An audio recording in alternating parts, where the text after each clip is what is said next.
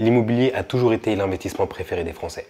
Mais si je vous disais que l'immobilier en 2025 représenterait un grand risque pour votre portefeuille? Dans cette vidéo, je vais vous expliquer pourquoi certains experts vous disent que l'immobilier est en train de mourir et qu'à partir de 2025, ça va devenir très compliqué d'investir dedans et de devenir rentable. Et aussi, je vais vous partager quelques solutions pour continuer à en tirer profit. Pourquoi l'immobilier est en danger? Le premier point, l'inflation. Personne n'est passé à côté. En 2024, ça va, c'était maîtrisé. Par contre, en 2022 et 2023, ça a explosé. Rien que si on prend le coût du bois, ça a explosé plus 30% en 3 ans. Donc pour les constructions, les rénovations, ça coûte beaucoup plus cher qu'avant. Et ça, tout le monde s'en est rendu compte. L'immobilier coûte cher. Les rénovations, les travaux, ça coûte beaucoup plus qu'avant. L'inflation se fait ressentir beaucoup dans ce milieu-là. Deuxième condition, les prêts et les taux. Aujourd'hui, il y a beaucoup de personnes qui viennent me voir en disant « Oui, voilà, obtenir un prêt, c'est beaucoup plus compliqué. Les banques sont plus friandes et en plus de ça, comme si ce n'était pas tout, les taux augmentent. » Donc, par rapport à il y a 20, 30 ans, oui, les taux sont historiquement bas, mais ce n'est pas rien. Aujourd'hui, on a un taux qui avoisine entre 3 et 4%, mais est-ce que vous savez qu'une différence de taux entre 1 et 4% sur un bien emprunté, imaginons sur un emprunt de 200 000 euros, ça représente 50 000 euros en plus? Ça, c'est des coûts à prendre en compte. Là, tout de suite, on a conscience de combien ça représente. Un pourcentage, 2, 3, 4, c'est juste un pourcentage. Mais en montant, ça représente combien? Donc, un taux de 4% pour un emprunt sur 20 ans à 200 000 euros, ça représente plus de 50 000 euros comparé à un taux à 1%. Et il y a quelques années, on était à un taux à 1%, voire même inférieur. Donc, c'est possible. Maintenant, pour être tout à fait honnête avec vous, je ne pense pas qu'on va retourner à un taux historiquement bas, en dessous de 2% d'ici les prochaines années. Donc oui, la BCE, la Banque Centrale Européenne, va peut-être réduire son taux. Ça peut être possible. Et si on prend en compte le taux d'endettement qui est toujours à 33 à 35%, mais si on négocie bien et si on connaît bien le banquier, on peut augmenter son taux d'endettement et s'endetter un petit peu plus. Mais ça ne change rien. Le coût du crédit est plus élevé qu'avant. Donc on peut moins emprunter parce que c'est plus cher et donc on va plus vite s'endetter. Ce qui veut dire qu'on va pouvoir moins emprunter ou alors moins de biens immobiliers qu'auparavant. Et la troisième raison pour laquelle l'immobilier est en danger, c'est qu'il y a certaines zones qui sont totalement inaccessibles. À l'achat, par exemple à Paris, les prix sont 5 fois plus élevés que la moyenne nationale. Et le pire, c'est que les prix au mètre carré explosent, mais les loyers ne suivent pas parce qu'on a un plafonnement des loyers en France et dans la plupart des villes. La rentabilité diminue. Bah oui, parce que si on achète un bien immobilier beaucoup plus cher que la normale, mais on ne peut pas augmenter les loyers, donc tu l'achètes, pour ton patrimoine, ça va être bien parce que les prix augmentent. Donc ton patrimoine prendra de la valeur, mais en termes de rentabilité pure, sur du long terme. Si tu souhaites le mettre en location, tes loyers seront plafonnés. Et dire que faire de la courte durée, c'est un bon moyen, bah ouais, mais on a un projet de loi finance qui va sanctionner fortement ceux qui vont faire de la courte durée, ceux qui font du Airbnb, et même pour le régime LMNP, qui était pour moi l'un des meilleurs régimes fiscaux pour les biens immobiliers, ça va être revu. Mais concrètement, quand on parle de crise immobilière, qu'est-ce que ça signifie? Et est-ce que crise veut dire catastrophe? Ou alors est-ce que crise veut plutôt dire opportunité? Parce qu'en moment de crise, qu'est-ce que les gens font? Les gens se précipitent, les gens ne réfléchissent pas. Les gens, en moment de crise, paniquent. Quand tu paniques, tu fais des mauvais choix. Comment tirer parti de la crise immobilière pour décrocher justement des opportunités? Ce que je suis en train de dire, c'est que l'immobilier a toujours fonctionné par cycle. Tous ceux qui sont spécialistes de la bourse vous disent oui, mais la bourse, vous inquiétez pas, c'est par cycle. Tous ceux qui disent pareil pour les crypto-monnaies, ouais, tous ceux qui n'ont pas cru en nous, parce que les crypto-monnaies, tous ceux qui nous ont pas écoutés, regardez, aujourd'hui, le Bitcoin, il a atteint les 100 000 $. Ces personnes savent que les crypto-monnaies fonctionnent par cycle. Ces personnes savent aussi que la bourse fonctionne par cycle. Par contre, l'immobilier, ça fonctionne aussi par cycle, mais personne ne le dit. L'immobilier, c'est un système de cycle, tout comme la bourse, tout comme les cryptos. C'est toujours par cycle. Et qu'est-ce qui se passe quand il y a des cycles? Eh bien, il y a des périodes de crise, des périodes où ça remonte, où ça explose. Et en fait, on a des opportunités à saisir. Qu'est-ce qui s'est passé entre 2008 et 2010? Crise immobilière, ok. Mais il y a des personnes qui ont profité de cette crise pour acheter à des prix divisés par 2. Des personnes qui ont profité de cette crise pour augmenter leur patrimoine drastiquement. Il faut tirer parti des crises. Quand le marché immobilier tombe, c'est à ce moment-là qu'il faut investir dedans. Comme je l'ai dit à mes clients dans mes rendez-vous, l'immobilier, c'est voilà, un des premiers besoins primaires ou alors voire même un petit besoin secondaire, hein, le besoin de se loger. Quand on regarde la pyramide de Maslow, quand tu regardes les besoins primaires et les besoins fondamentaux, etc., etc., etc., sur le premier palier, les besoins primaires, quand tu as une activité qui remplit ce besoin, tu es sûr de faire de l'argent. avoir un toit sur la tête, c'est primordial. Tout le monde en a besoin. Donc, si tu as un business autour de ça, autour de l'immobilier, tu es sûr que ça va fonctionner sur du long terme. Là, je parle sur du long terme.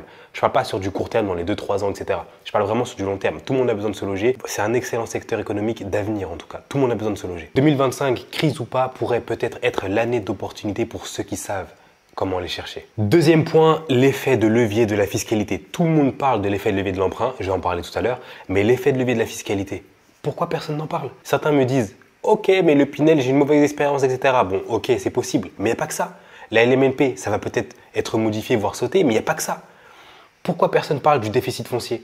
Pourquoi personne parle du démembrement? Des dispositifs comme la nue propriété ou le déficit foncier permettent de réduire vos impôts tout en investissant intelligemment. Pour tous ceux qui veulent des conseils approfondis sur l'immobilier, sur la gestion du patrimoine au global, sur la transmission, la succession, l'optimisation de la fiscalité, préparation de la retraite, etc., je vous invite à prendre un rendez-vous. Mon lien Calendly est dans la description. Et le pire dans tout ça, c'est que beaucoup investissent dans l'immobilier sans savoir qu'on peut avoir une décote de 30 à 50%. Lorsqu'on achète un bien immobilier, on l'achète en pleine propriété. C'est ce que tout le monde fait. C'est-à-dire qu'on a tous les droits dessus. L'usus, l'abusus, le fructus. On achète la pleine propriété. Donc on peut habiter dedans, bénéficier des loyers, etc. Lorsqu'on fait du démembrement, c'est-à-dire qu'on va séparer les droits, on va dissocier l'usufruit de la nue propriété. Et lorsqu'on achète un bien immobilier en nue propriété, non seulement on va bénéficier d'une décote de 30 à 50%, mais en plus, on ne va même pas payer d'impôt sur les loyers. Ça revient à acheter un immobilier en solde. Tu achètes un bien immobilier à 50% de sa valeur. Et le meilleur dans tout ça, c'est que le démembrement est toujours limité dans le temps. Tu vas récupérer tes 100%. Donc ça va dépendre de plusieurs conditions. Ça va dépendre de la naissance du démembrement. Est-ce qu'il est né de manière légale? Donc j'ai fait une vidéo sur le démembrement, je t'invite à la visionner. Quand on parle d'immobilier, tout le monde pense à l'immobilier classique. C'est-à-dire j'investis dans une maison ou un appartement et je le mets en location. Mais il n'y a pas que ça. Il y a des locaux, il y a des commerces, il y a des hôpitaux, etc. Tu as des manières d'investir dans l'immobilier qui te permettent d'augmenter ta rentabilité. On a les parkings, on a les garages, on a des murs commerciaux. Mais peu de personnes s'y penchent parce que peut-être qu'elles ne maîtrisent pas ou alors peut-être que ce n'est pas commun d'investir dans ces milieux-là. Pourtant, la rentabilité est excellente. Il faut vraiment s'y pencher. Il y a pas mal d'investisseurs qui font pas mal d'argent. Après, voilà, je le dis dans cette vidéo, si ton objectif c'est d'augmenter ta rentabilité, ne te penche pas sur de l'immobilier classique. L'immobilier classique, c'est si tu veux avoir du patrimoine, peut-être plus tard transmettre à tes héritiers. J'ai parlé tout à l'heure de la pyramide de Maslow. Tu peux avoir un bien immobilier, résidence secondaire, besoin d'accomplissement de soi, tu veux le satisfaire, d'accord. Mais si ton objectif c'est de la rentabilité, c'est du rendement, ne va pas sur de l'immobilier classique. Donc voilà, si tu veux de la performance, concentre-toi sur une des niches que je viens de te donner et tu verras que la rentabilité est excellente. Elle superforme la rentabilité d'un bien immobilier classique. Je vais donner 3 stratégies pour investir dans l'immobilier en 2025. On reste en moyenne 7 ans dans notre domicile. L'immobilier, c'est sur du long terme. On va investir des centaines de milliers d'euros et on va emprunter sur une très longue durée. Qui dit longue durée dit se projeter dans l'avenir. Donc, il va falloir que tu investisses, si tu veux investir dans l'immobilier classique, dans des zones avec des projets d'expansion. Par exemple, le Grand Paris, regarde tout ce qui se crée, les nouvelles lignes, les nouveaux métros, les nouveaux transports, les nouvelles infrastructures, les nouveaux marchés. Voilà pourquoi la ville, elle prend en valeur. Quand tout le monde me dit « ouais, mais Paris, c'est trop cher », pourquoi c'est trop cher Paris? Pas parce qu'il y a de la rénovation, parce qu'il y a des nouvelles activités, parce qu'il y a des nouveaux transports, parce qu'il y a de la vie, c'est dynamique, ça vit, ça construit, ça construit, ça construit. Et donc, ça prend de la valeur. Donc, si toi, tu veux que ton bien immobilier prenne de la valeur, il va falloir que tu ailles dans une grande ville qui se développe. Pas une ville morte, pas une campagne. Si tu veux vraiment avoir de la valeur, il faut que tu ailles dans une grande ville avec des grands projets d'infrastructure. Il faut que tu mises sur les projets d'infrastructure sur les 10-15 prochaines années.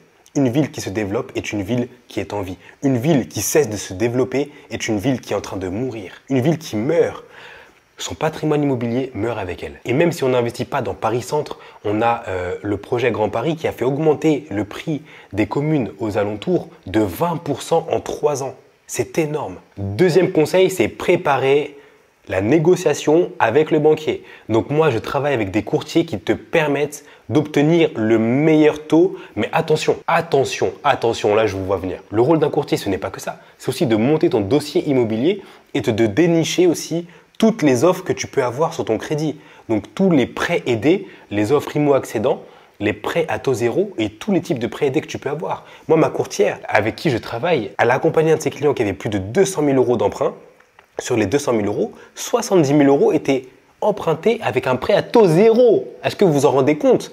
Tout à l'heure, j'ai dit que un taux à 4% sur 200 000 euros, ça représentait plus de 50 000 euros par rapport à un taux à 1% sur une durée de 20 ans. Et bien là, imaginez 70 000 euros empruntés à taux zéro. Imaginez prendre un crédit conso à 0%. Un crédit immobilier, forcément que les taux sont un peu moins élevés que les crédits conso parce qu'on a un projet justement c'est quelque chose de plus concret. Mais ce que je veux dire, c'est que 70 000 euros à taux zéro, là, quand je compare ça avec un crédit conso, là, tout le monde se rend compte. Tout le monde se rend compte que c'est incroyable. Les courtiers, c'est un vrai métier. Et de deux, tu as aussi les renégociations d'assurance emprunteur. Combien de personnes économisent chaque année grâce à un changement d'assurance emprunteur 20 000, 30 000 euros juste en changeant d'assurance emprunteur. La loi Lemoine.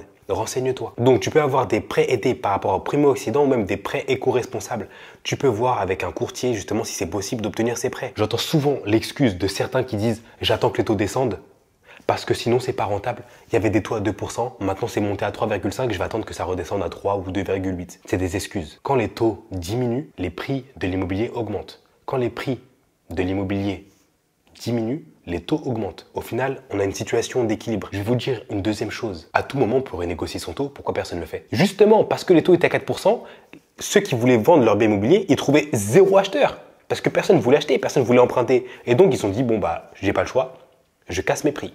Et donc, la personne qui a emprunté à 4% a obtenu un bien immobilier en solde et en plus de ça, aujourd'hui, a renégocié son taux. Bah ouais, on peut le faire. Peu importe la période dans laquelle tu veux investir, il n'y a pas de meilleur ou de pire moment. Peu importe la période dans laquelle tu veux investir, sache qu'il y a toujours moyen de retomber sur tes pieds. Et le troisième conseil, c'est penser à long terme. Comme je l'ai dit, l'immobilier, c'est un marathon, ce n'est pas un sprint. Tu t'investis avec ta banque, avec toi-même, sur 10, 15, 20 ans, 25 ans, voire 30 ans, ne cherche pas à avoir un gain tout de suite immédiat, tout de suite, allez, les taux sont 4%, j'y vais pas. Non, pense long terme. Pour conclure, est-ce que l'immobilier c'est fini pour 2025? Eh bien, oui et non. Oui, si tu investis de manière classique dans des grandes villes, avec une rentabilité limitée, sans te projeter, etc., et tu n'appliques pas les conseils que je viens de te donner, bah oui, là tu vas te faire avoir. Par contre, si tu appliques mes stratégies, mes conseils, tu utilises les effets de levier de l'emprunt, les effets de levier de la fiscalité, tu utilises différentes stratégies comme le démembrement, des dispositifs fiscaux comme le déficit foncier, etc. Dans ce cas-là, tu vas faire une bonne affaire. Et ce que je dis à mes clients, en général, c'est pas on trouve une bonne affaire, c'est on fait une bonne affaire. La bonne affaire, on la trouve pas, on la fait. Donc, si tu fais un démembrement, plus tu cumules ça avec un dispositif fiscal comme du déficit foncier et ensuite tu optimises ça avec une création de SCI, etc., la bonne affaire, c'est toi qui l'as créée là. Tu l'as pas trouvé, hein. Il n'y a pas de bonne affaire que tu trouves, c'est toi qui l'as créé. Donc, un bien immobilier délabré qui vaut plus rien, que tu achètes une fortune, mais tu fais des bons dispositifs à côté, même si tu t'es fait avoir dans l'emprunt, etc., peu importe, tu renégocies par la suite, au final, la bonne affaire, c'est toi qui l'as créée. Donc voilà, la vidéo est terminée, merci d'avoir suivi jusqu'au bout. Dites-moi en commentaire si vous pensez que l'immobilier est terminé pour 2025 ou alors si vous vous penchez sur d'autres pistes, sur d'autres types d'actifs. Donc n'oubliez pas de liker, partager et aussi de vous abonner.